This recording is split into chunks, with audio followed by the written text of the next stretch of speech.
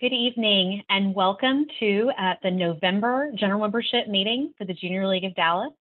My name is Elizabeth Dacus and I have the distinct pleasure as your president this year. We want to thank you all so much for being here and helping us explore our new Zoom webinar tool tonight. We're learning the ropes of it. We hope that we were able to have more folks on tonight, which we're excited about, and we think it's a really great tool. So we hope you'll learn it along with us. First up, I want to bring forward the minutes from the September 14th and 15th meeting. A poll should pop up for you, and that will be for active in good standing only. Please vote either yes or no to approve the minutes. The minutes were posted on jld.net and were also sent out in the quick site today, so you should have received those. Again, that's active in good standing only. If you're provisional with us tonight, you're not eligible to vote on the minutes.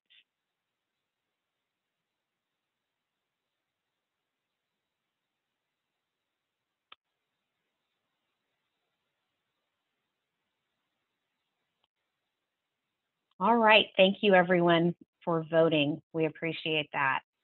All right, just a couple of things that we want to, little housekeeping to talk about. You must be pre-registered for this meeting in order to receive credit, and you must be present within the first 15 minutes of start time. It is our traditional 15-minute rule. It just falls in the virtual platform now. Please use the Q&A feature for questions for our panelists tonight. Again, the Q&A feature is new and something we haven't used previously, so check that out tonight. You must remain in the meeting until the end of the scheduled meeting time, which is 8 p.m. And then you'll need to complete the survey shared at the end of the meeting, and meeting credit will be issued within 5 to 7 days. Also, please note that with this new Zoom webinar, if you are a participant in the meeting, we cannot see you. So don't worry about having your camera on. You're automatically muted. You don't have to worry about any of that tonight. Only the panelists and the speakers tonight can be seen. And with that, I am going to turn things over to our training VP, Vanessa Fuqua, to give us a little introduction on what tonight's meeting is going to look like. Vanessa? Thank you, Elizabeth. Hi, everyone. So glad you're here. I would like to reiterate our 2 learning objectives for tonight. Members will have a better understanding of leading organizations and people during a crisis, and members will have a better understanding of how to make decisions during a crisis. I'm also excited to announce our speakers. Dr. Philip Huang has been the Director and Health Authority for the Dallas County Health and Human Services Department since February 2019. Prior to this, he served for 11 years as Medical Director and Health Authority for the Austin Public Health Department. He attended Rice University, the University of Texas Southwestern Medical School, and Harvard. Dr. Huang completed his residency training in family medicine at Brackenridge Hospital in Austin. He served 2 years as an Epidemic Intelligence Service Officer with the Centers for Disease Control and Prevention, assigned to the Illinois Department of Public Health, where he conducted epidemiologic studies in chronic disease and infectious disease outbreak investigations. He is currently an assistant professor with the University of Texas at Austin Dell Medical School and an adjunct assistant professor with the University of Texas School of Public Health. He has served as principal investigator for numerous CDC and state-funded public health cooperative agreements. Jennifer Staubach Gates is in her 4th term as Dallas City Council member representing District 13. In her role as council member, Jennifer serves as the chair of the Government Performance and Financial Management Committee and serves on the Economic Development, Quality of Life, Arts and Culture, Environment and Sustainability, and Ad Hoc Administration Committees, as well as the Ad Hoc Committee on COVID-19 Human and Social Recovery Assistance. She also serves as the chair for the Domestic Violence Task Force, regular meetings that bridge communication between the Dallas Police Department, the District Attorney's Office, judges, and community partners. This collaboration aims to strengthen the forces that are fighting to end domestic violence in Dallas. A lifelong Dallasite, Jennifer attended Ursuline Academy then went on to get her Bachelor of Science in Nursing from Incarnate Word College in San Antonio and is still licensed as a registered nurse. In her spare time, Jennifer enjoys running, reading, traveling, and spending time with family.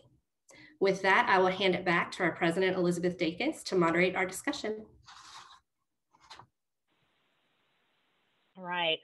Dr. Huang and Councilwoman Gates, if you want to turn your cameras back on and unmute, we'll get going. All right, well, first, thank you both so much for being here tonight. We really appreciate your time and just a little bit of training for members of our league about how to lead in a crisis. I'll go ahead and start with you, Councilwoman Gates, and ask you this, and I pose it to both of you, but I'll start with you, Councilwoman Gates. How, if at all, does your decision-making process change in a crisis?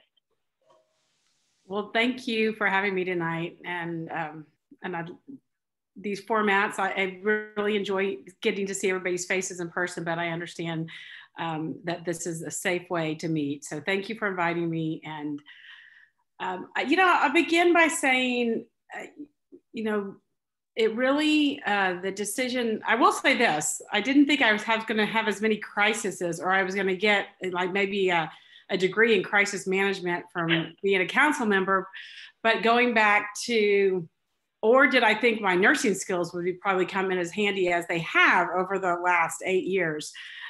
District 13, or the city of Dallas back in, 2000, my first, I think, real crisis as a council member was the Ebola crisis, which was in District 13, the patients were there.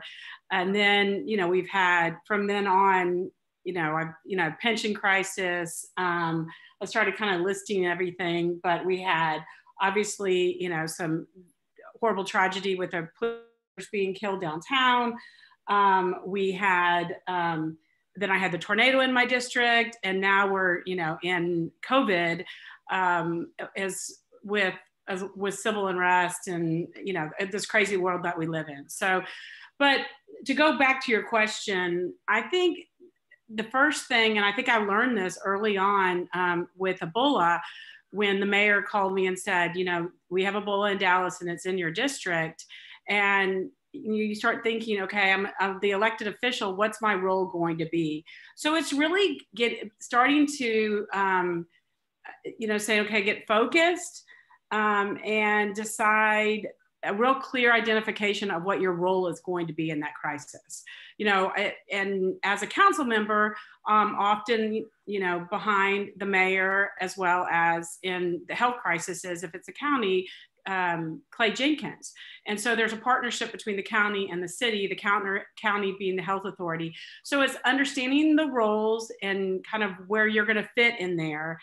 And then, getting real focused on, what tasks, you're going to, what task you're going to play and what you're going to achieve. I think it's always utmost important to know all the facts and really kind of have a good relationship with all the key leaders that are in any type of emergency. Often it's our Office of Emergency Management. And then again, as I mentioned, I had a great working relationship with Judge Jenkins, as well as the mayor during Ebola. And then fast forward to today, I had that experience in that relationship with the judge, as well as, and then I had a new mayor on board to work with. But you really surrounding yourself with people. And then I think the most important, crucial part, and especially as the elected official and the link between the government and your constituents, is really having a good communications plan. And, there's a lot, you can't fix everything. You're not going to be able to solve all the issues or the problems, but you've got to be able to communicate and build that trust with your constituent base. And, I think you have to be very transparent, and then you have to have messaging that's consistent by all the key leaders, I think is really important. I found in the tornado, it really was that communication. I mean, I was not going to be able to get all the electricity turned back on, get everything cleaned up. But what I could do was communicate on a daily basis with those that were impacted and kind of give them a timeline and expectations. So I think you have to stay focused, surround yourself with good leadership, understand your roles and responsibility, and really focus on that communication aspect going forward when you're in the role that I've played during these emergencies that I've experienced over the last 8 years. That is a lot of emergencies when you start adding adding them all up, unfortunately.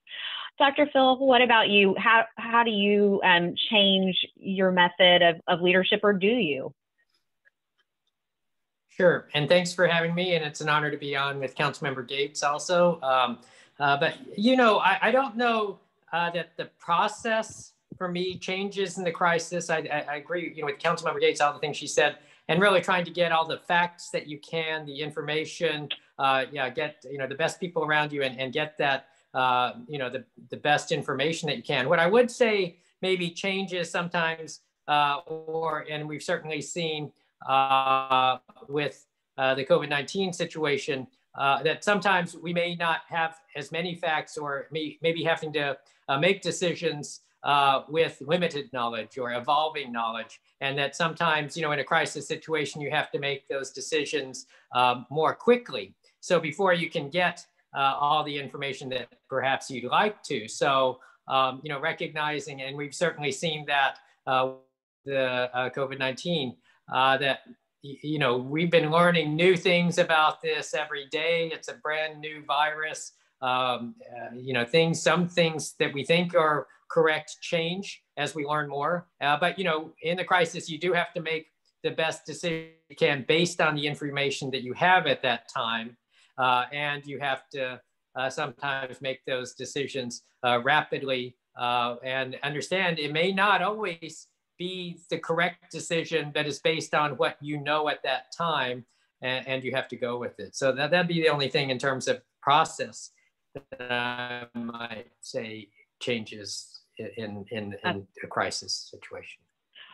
Well, and you led into the next question really well, Dr. Huang, when you talked about the facts, and how do you balance the facts around a crisis and especially when the facts are changing, like they literally are changing. We are learning new things every day, and then you put that next to opinions and sentiment of the public, and sometimes those things don't always agree. How do you find a balance there, and how do you work with the community there? I do think what you try to do, or what you need to do, is stick with the facts and the science and the best information that you have. Similar to Councilmember Gates, I think to Ebola and Zika and H1N1 and all these different, situations, I have found you have to stick with the facts and the science that the best at that time. Again, sometimes we've seen with this, it's evolving, but you have to stay with that, because if you deviate from what is currently known by the science, then you can't explain anything. When you start to say, well, I'm going to make this exception here, or if you do have to make an exception to be able to explain why a particular circumstance warrants, that justification in the context of what the science and the facts are.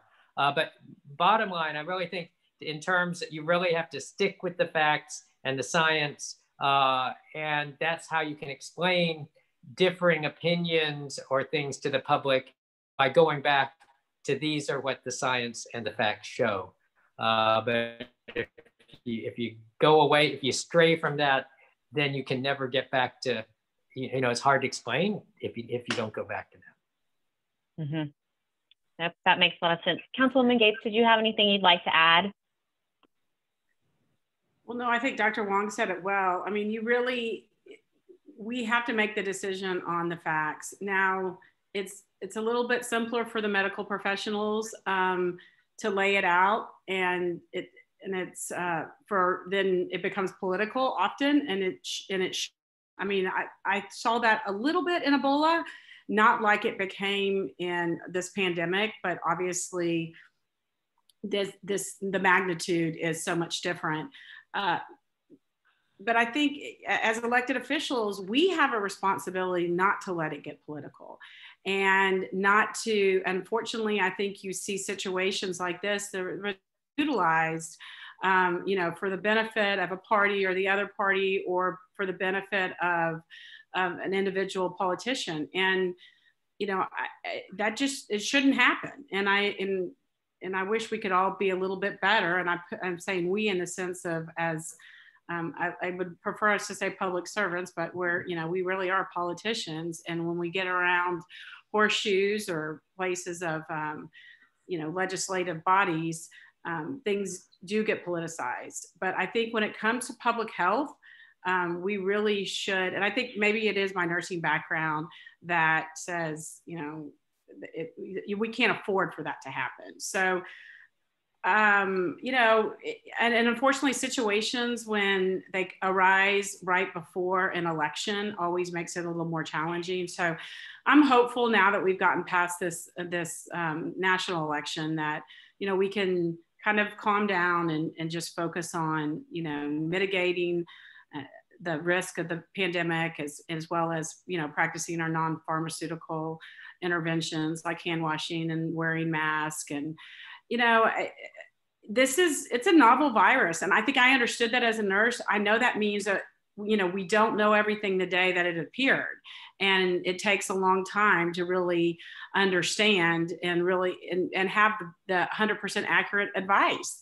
But for someone that in the beginning heard, you shouldn't wear a mask, and then all of a sudden you wear a mask, I know that can be confusing. But it's that we learn more information about this virus every single day. And you've got to listen to the medical professionals. Okay, thank you. And again, you both are doing a great job of dovetailing into the next question. You talked a little bit about, this becoming a political issue. And so how do you build trust and consensus among your peers and your constituencies and the people we work with when there are differing approaches and differing opinions, and then sometimes do come from a political place? Well, we're a body of 14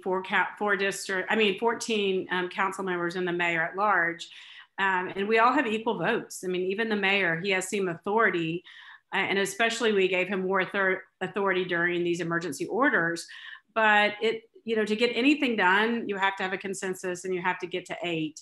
And I think the best way to do that as a body is it's building personal relationships, and then listening to each other, sharing our experiences, visiting each other's, obviously that's more challenging during COVID, but before COVID, going to each other's either neighborhood association meetings or, holding joint meetings together. Councilmember Thomas from the South and I have held several different meetings together at different times during some of the racial discussions, or after 7/7, whatever it might be, when we have division, to have a sense of unity. And I think you have to, it's okay. We make decisions based on our constituents in our district. I think sometimes it's important to communicate that to the council member, my fellow colleagues, is like, I'm going to make this decision because I know it's the will of my district. But there's times where you really need, you can't always be district centric, or you're not going to be able to build and forge those important relationships. So you have to, we're elected by a district, but we serve the entire city. And there's times where you have to put the city first, and the well-being of the whole versus, just your specific district. And I think when your colleagues see you doing that, then they'll have the respect for you, and they'll have the respect when they know you're making a decision that you're, behold to your constituents. And then, but I tell you, it's harder to get to yes than it is to get to no. I found that time and time again over the last 7, almost 8 years now, that to get to yes takes a lot of work and a lot of consensus building. Before, it's a lot easier just to say no and just take a stance, that instead of trying to get people along, be it your constituents to understand why a project might be good for their neighborhood, or to bring your colleagues along. You know, believe it or not, the North Haven Trail was controversial. It's, you know, through in a council member, two previous council members before me just said, no, we don't need that in District 13. And now, I mean, it's pure joy every time I get stopped on Inwood Road because there's, you know, people crossing and using the trail. So it took a lot of work. I mean, Ms. Margolin before me put the seed money. We had to get more money allocated, but I had to work with all the constituents. I mean, that's just an example, but working with, you know, North Haven Methodist and Grace and the Y and Good Shepherd to get all the alignments. And to be able to achieve something and get to yes, it takes a lot of effort and a lot of work. And that's just, I think that's what happens, you know, the same type, you know, we know that in our personal relationships, you know, you have to work at it. And so you have to work with your colleagues and build, you know, we have to make decisions in open meetings, but, you know, there's a time we can, you know, sit down and have coffee or, you know, we often, it's been hard during COVID because we usually eat together on Wednesdays and, you know, and then you get to know each other because you can't talk about business. So you talk about your family or what you like to do.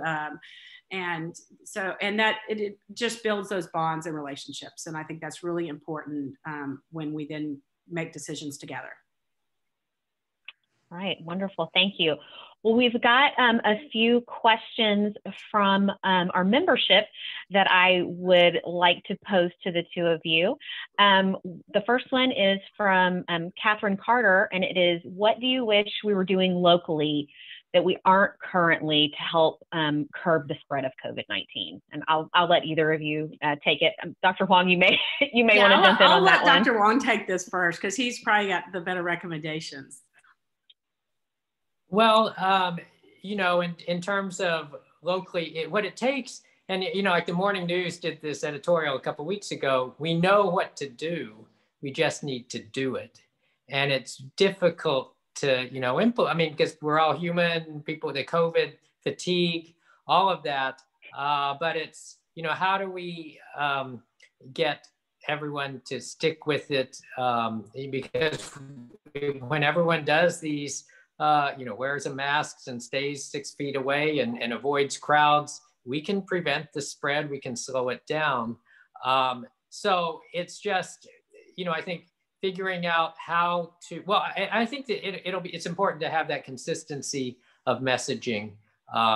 And one of the things, you know, getting back to that last question, you know, trust, I think, you know, having that transparency and having that, I love getting to yes, and Councilmember Gates, you know, that you have to be looking at the interests and not the positions. And so the interest for all of us is to get through this thing, to decrease the spread, to decrease the amount of illness, to decrease the number of deaths. And so it's really getting everyone, it's not political. Wearing a mask is not a political thing. We all have this interest in trying to, we all want to open up the, you know, the economy and have people be successful, and we want to slow the spread.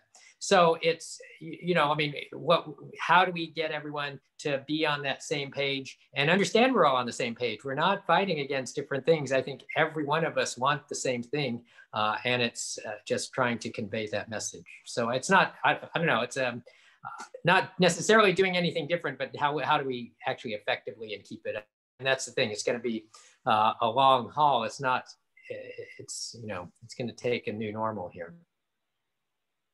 Okay. All right. Thank you. Thank you. All right. Well, the next question that has popped up is from Jessica Crail. And Jessica, I'm sorry if I butchered your last name, but what are some things that you do during non-crisis times that help you prepare when a crisis hits? Well, and either of you are welcome to answer. I tell you, there's one, it's being active with the different homeowners associations and really knowing those leaders. To give you an example, in Vickery Meadow, where the Ebola case was, I was really active in that area with all the nonprofits. So as soon as you know, we found out that Ebola was in the district and all the questions and in that neighborhood, I already had established those relationships with who I knew that neighborhood trusted. And so I could disseminate the information. I knew what the needs of the neighborhood were, the 40 different languages that were spoken, how close, it's 110 apartment complexes. So immediately in that first meeting that we held with the governor, asked me to come along, I could describe to the CDC and to the governor and to our other elected officials, we had our US reps there, as well as the mayor, to say, look, this is the demographics, this is the concerns of the neighborhood. I knew the residents, and they trusted me. I had been, in their community before.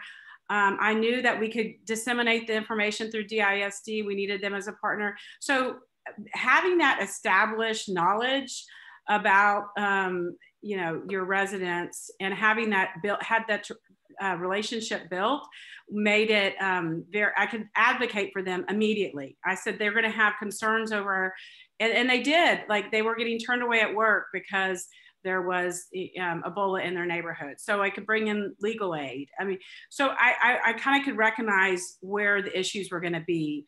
So that's really important. And having that mechanism of communication, if it's either through email or we have constant contact, established a huge database. I'm very proud that I'm going to be able to give that database, when I'm termed out, to the next council member, so they can reach out and keep everybody informed. We did a really good job, I think, during the tornado.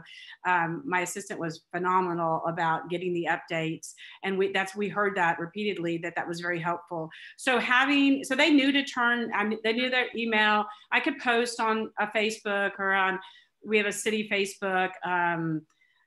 We don't really use Instagram, but I do Twitter a lot. So I think people know, okay, she's going to go to Twitter. So it's having that kind of established means of communication, knowing your residents, knowing the concerns. I kind of know now when it's going to be a zoning case in a neighborhood, how they're going to feel. Most of the time I can gauge what the reaction to a situation or an event by the particular, each neighborhood kind of has their own culture or identity, personality, and leaders. So you have to make sure those relationships are established. Thank you. Dr. Huang, did you have anything you wanted to add there? Or? The other thing, I think it was also asking what was the exact question that it was? Because I got, when I was first thinking also of that, when you're in this crisis or in a long-term situation, you also need to recognize you need to take care of yourself. And this is something that Judge Jenkins always talks with our team to emphasize, that self-care aspect, because this is a long haul. It's been like nonstop, 7 days a week since, March. But you do have to, to make sure that you can get through it all, because we don't see the end in sight. There does have to be an element of self-care and recognizing that you do have to also, keep yourself healthy too, in whatever ways. All right, well, you guys are my segue king and queen, because you keep just leading me into the next question. And this will be our last one, but it's Stephanie Butler. And in a role like this, I'm sure it can be very stressful, especially when dealing with viruses and natural disasters, et cetera. How do you manage your stress or reset as a leader who has to give reassurance to the community? And do you have any tips for us on how we can do that as well? Wow. I mean, I guess it's kind of that work-life balance question. And I would say in the beginning of my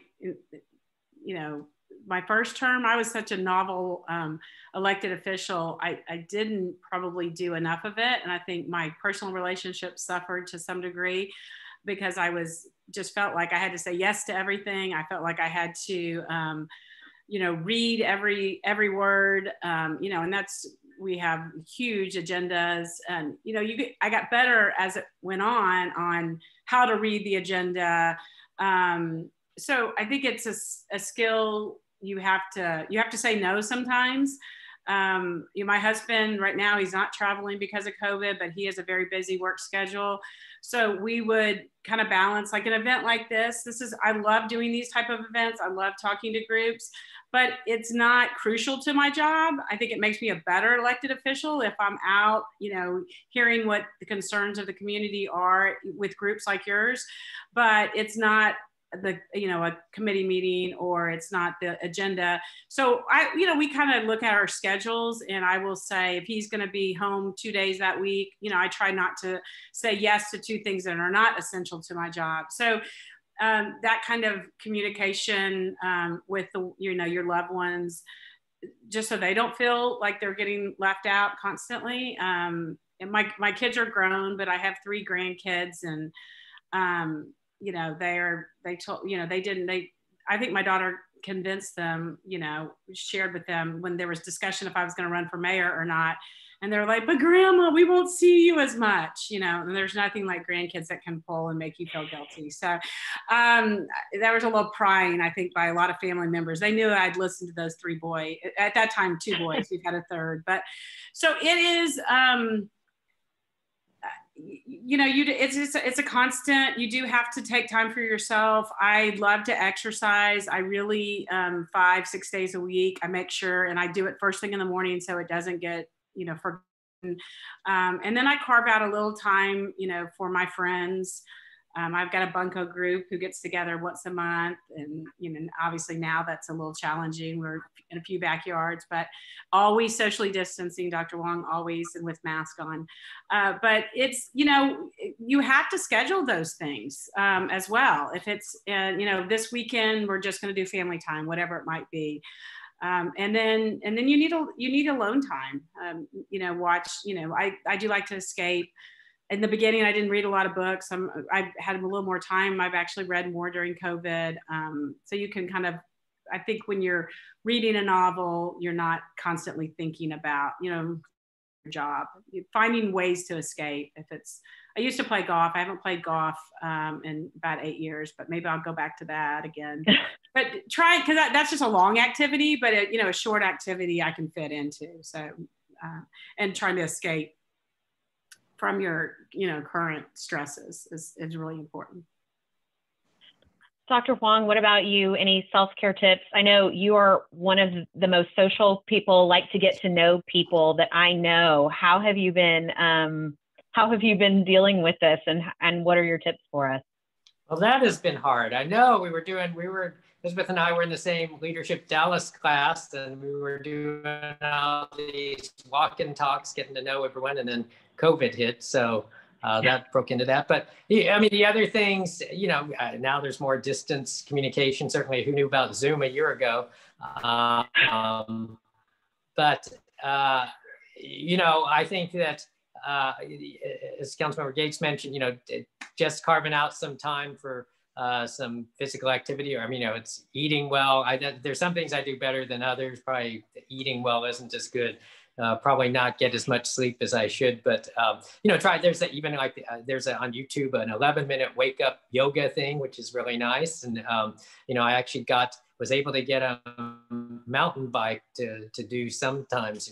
Just ride around a little bit and get a little activity and get some fresh air and so those are important to be able to do that, because you do have to you keep yourself healthy to be able to be surviving this stuff. So absolutely. Well, thank you so much. I think we've hit our time limit, but Councilwoman Gates, Dr. Huang, we thank you so much for being here with us tonight.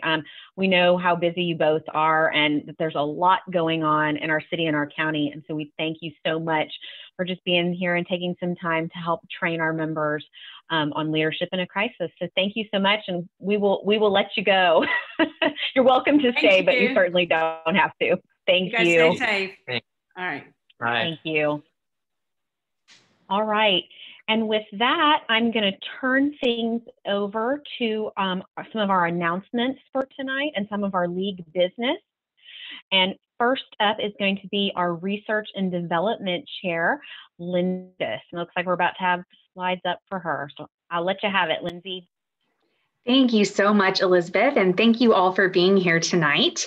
It's big shoes to fill following up on those two. I know I learned a lot from listening to them, and hope you all did too. But I wanted to research and development process. And for those of you who are newer to the league or may not have experience with research and development, this is how our community program comes into existence.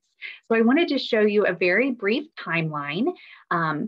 Agencies and the community can apply to be a part of our program. They get reviewed at many, many levels. I like to say we're doing a qualitative review of their applications with our research and development researchers and a quantitative view with our financial analysts. The applications then move through subcommittees focused around our issue areas, and then on to the big full R&D committee, which is 54 of our members working together to make sure that we have a community program on which we can reach consensus and which you can be proud of as the members of our league. So the board and leadership council have voted on the proposed community program and approved it. And as you have seen via your email, now it's your turn. We need you to vote on this community program before we can bring it into existence. After it's voted upon, that's when you all get placed in your volunteer roles and you actually start getting to serve in our community. But I wanted you all to see the timeline a little bit before I talk to you about what we're going to be hopefully working with this upcoming year. Next slide, please.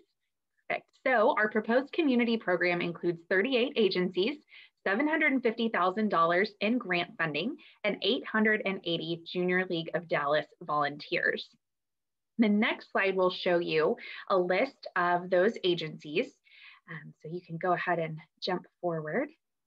And you'll notice that these are all the agencies that we have worked this year.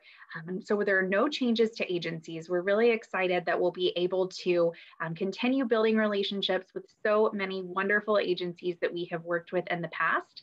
And again, it needs one more layer of approval though. So please go on to jld.net and vote on the proposed community program. This evening will conclude the voting period. So I would just ask for your careful and thoughtful review of this proposed community program and hope that you all are looking forward to the agencies that will get to serve next year as much as all of us on the R&D committee are. I have to say a quick thank you to my wonderful committee. We have been meeting virtually since April and all had to figure out Zoom together, and they have put in so many long hours of work to bring this up to this point in the process. So thank you to my fantastic committee, and I hope that all of you will go and vote this evening. And from there, I will hand it over to Tracy Steiner, who is the chair of our nominating committee. Thank you, Lindsay. Ladies, it's wonderful to be with you tonight. I'm just going to give you a quick update on nominating. As you know, or as you probably know or may know, the Board of Directors nominations are closed, but just for future reference, if you are interested in serving as President-elect or on the board, President-elect requires prior Board of Directors experience, and Board of Director positions require previous Leadership Council experience.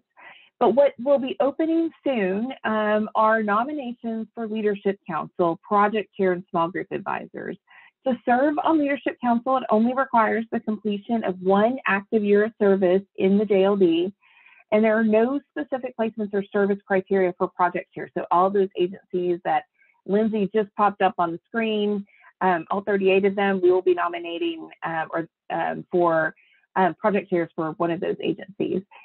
Small Group Advisors, those require 3 or more years of active service. Plus, we also prefer some in-league experience, and that is just so that you can be a good, true advisor to the provisionals that you'll be working with throughout the year. Let's go to the next slide. All right, so the deadline for those 3 roles is January 3rd at 10 p.m. And if you have any questions about the process, let's go to the next slide. Feel free to reach out to me. One thing I want to point out is that there's been a ton of work on the strategic plan and around getting, I would say, more diverse women applying for leadership positions in the league.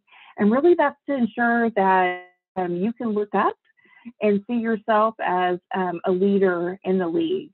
And I really am excited about lots of the conversations I've had and women who are interested in serving in leadership roles in the league. So let's go to the next slide.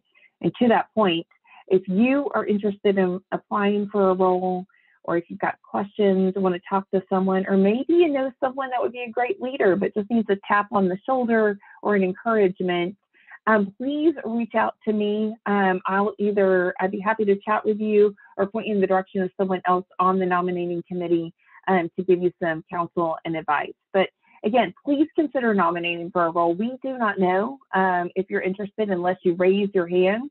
I'm sure you've heard since you've been in the Junior League that self-nominating is really just part of our culture and who we are as a league. So I look forward to seeing lots of hands raised in this next cycle. And again, the deadline is January 3rd at 10 p.m. Thank you. And I'm going to turn it over to Joan Wyman, who's going to give you an update on the in-league fair. Hi, good evening. Thank you for joining us. We are excited to share that the in-league placement fair is going virtual this year and expanding to a week to provide multiple opportunities for actives and provisional members to learn about in-league opportunities. The event is scheduled to take place December 7th through 10th. It will include multiple 30-minute virtual sessions for members to learn about specific in-league placements, as well as a placement roundtable on Wednesday of that week, where you can hear from league members about their in-league experiences. Be on the lookout for an email with registration details around mid-November. You must pre-register to attend any of the sessions. Active members will receive 1 meeting credit for attending an in-league fair session.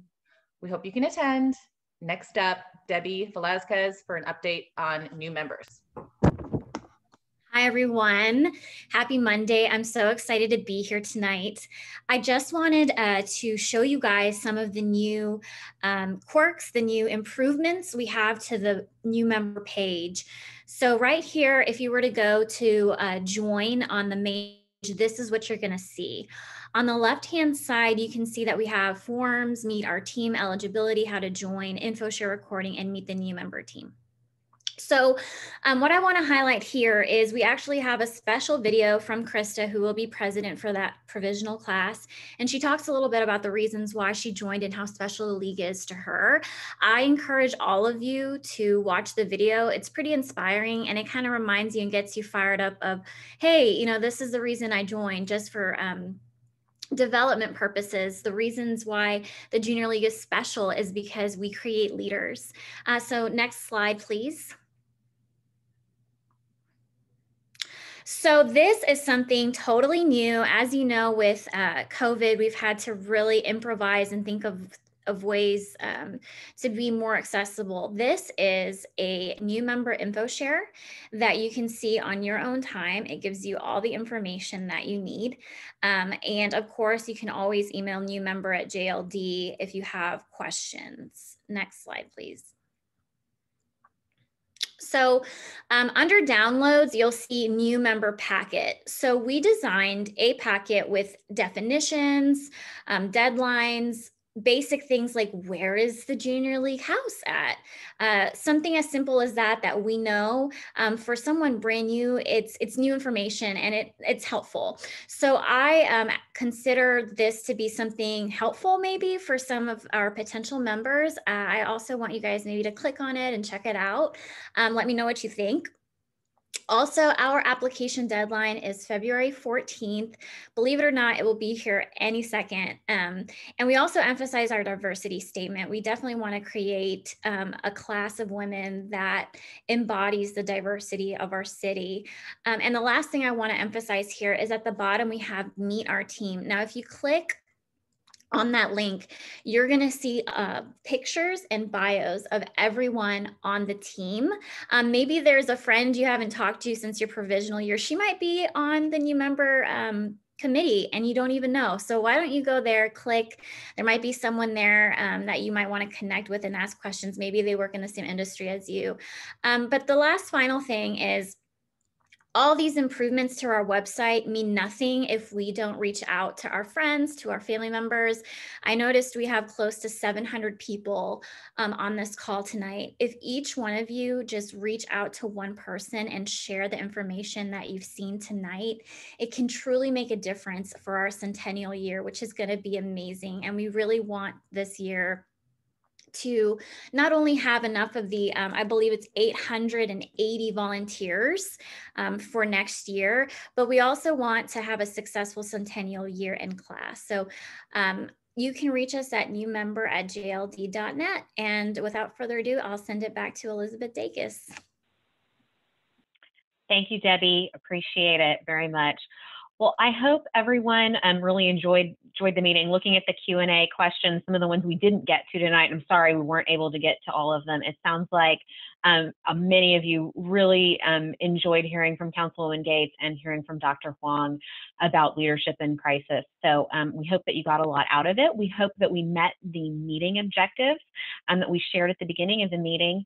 And as a reminder, in order to receive your meeting credit, you'll need to take the survey. The link is here. We've got the QR code for that. It's going to go in the chat shortly, and you'll also be redirected there when you close the meeting out tonight. It is essential that you take the survey, and you must do it within 48 hours of this meeting. And again, also please be sure to vote on the research and development slate if you haven't already done so. We absolutely need your vote on that.